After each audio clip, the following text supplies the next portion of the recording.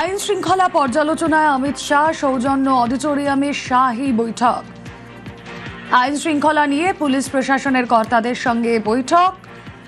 সৌজন্য অডিটোরিয়ামে শাহী বৈঠকে মুখ্যমন্ত্রী প্রীতিশ রয়েছেন আমাদের সঙ্গে। প্রীতিশ, এই বৈঠকে কি নিয়ে আলোচনা হলো, কি বিষয় নিয়ে?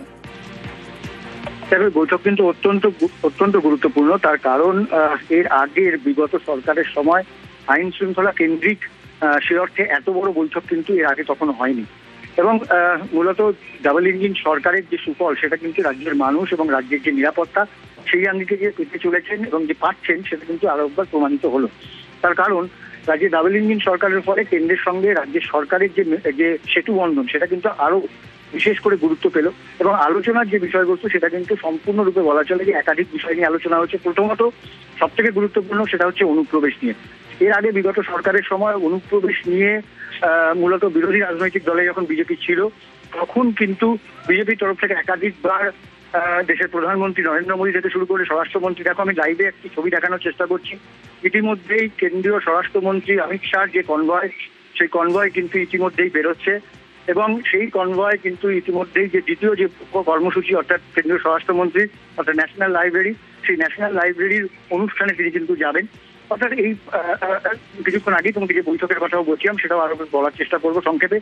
মূলত বৈঠক কিন্তু অত্যন্ত গুরুত্বপূর্ণ। অনুপ্রবেশ নিয়ে আলোচনা হয়েছে এবং মূলত বিএসএফ থেকে শুরু করে সিআরপিএফ থেকে শুরু করে এবং এনআইএ সমস্ত যারা কেন্দ্রীয় সংস্থা রয়েছে তাদের সঙ্গে রাজ্য পুলিশের সঙ্গে যে একটা মেলবন্ধন অর্থাৎ যোগাযোগ স্থাপন সেগুলোকে কিন্তু মূলত আজকের এই বৈঠকে আলোচনা হয়েছে।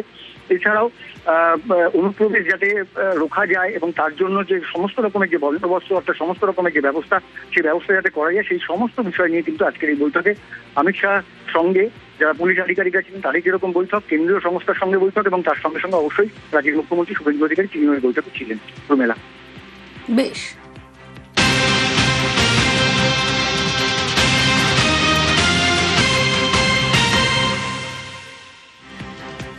এবার খড়গপুরের খবরে আসি। খড়গপুরে গ্রেফতার আরও এক তৃণমূল নেতা, ধৃত তৃণমূল নেতা দেবাশিস চৌধুরী।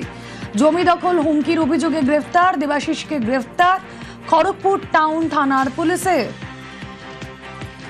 দেবাশিস চৌধুরী তৃণমূল নেতা, তার বিরুদ্ধে কি অভিযোগ ছিল শঙ্কর আরো বিস্তারিত জানাতে পারবেন শঙ্কর? জমি এক মহিলার জমি কেড়ে নেওয়া এবং তাকে হুমকি দেওয়ার অভিযোগ রয়েছে এই দেবাশিস চৌধুরীর বিরুদ্ধে। তার বিরুদ্ধে বহুদিন ধরে এই মহিলা অভিযোগ করে আসছিল, যেহেতু তৃণমূলের আমলে এই দাপুটে নেতার প্রভাব ছিল সেই জন্য কোনো কিছু সেভাবে স্টেপ দিতে পারেনি। কিন্তু পালাবদলের পর বলা যায় যে রাজ্যে পরিবর্তনের পর বিজেপি সরকার আসতেই ওই মহিলা আবার অভিযোগ করেছেন আর সেই অভিযোগের ভিত্তিতে দেবাশিস চৌধুরীকে গ্রেফতার করা হয়েছে আর তাকে খড়গপুর মহকুমা আদালতে তোলা হবে। ইতিমধ্যে পুলিশ যারা জানিয়েছে যে ওই মহিলার অভিযোগের ভিত্তিতে তাকে গ্রেফতার করা হয়েছে এবং আর কি কি অভিযোগ রয়েছে সেই সব খতিয়ে দেখা হচ্ছে।